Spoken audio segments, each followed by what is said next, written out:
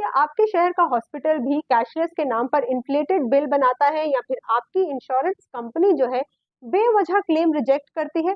अगर हाँ, तो ये खबर आपके लिए है, क्योंकि केंद्र सरकार जो है इसी वित्त वर्ष यानी कि इसी फाइनेंशियल ईयर जो है नेशनल हेल्थ एक्सचेंज लॉन्च करने का प्लान कर रही है। नेशनल हेल्थ एक्सचेंज क्या होगा कि एक ऐसा प्लेटफॉर्म होगा जहां पर हॉस्पिटल्स भी होंगे, इंश्योरेंस कंपनीज भी होंगी। हाल ही में आईसीएमआर ने जो है 28 बड़ी बड़ी डिजीजेस का स्पेशल ट्रीटमेंट वर्क फ्लो बनाया है, यानी कि अब अगर किसी एक बीमारी का मसलन हार्ट फेलियर, सारे हॉस्पिटल्स उसी ट्रीटमेंट का उसी वर्क फ्लो को फॉलो करेंगे। अब अगर ट्रीटमेंट का प्रोसीजर सेम है तो अलग अलग हॉस्पिटल्स में बिल जो है सेम बीमारी का अलग कैसे हो सकता है?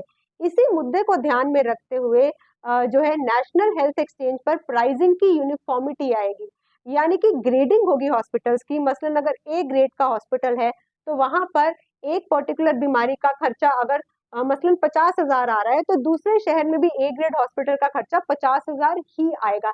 यही सरकार का मकसद है। हाँ, अगर कोई प्रीमियम रूम ले रहा है हॉस्पिटल में तो उसे किराया रूम का ज्यादा लगे ना, बाकी उसका ट्रीटमेंट क्यों एक्सपेंसिव हो रहा है? क्यों उसी डॉक्टर की फीस या एक्सरे या फिर सीटी स्कैन जो है डबल ट्रिपल रेट पर उसे चार्ज किया जा रहा है? यूनिफॉर्मिटी ऑफ प्राइसिंग, यही हेल्थ एक्सचेंज का एक मेन मकसद है।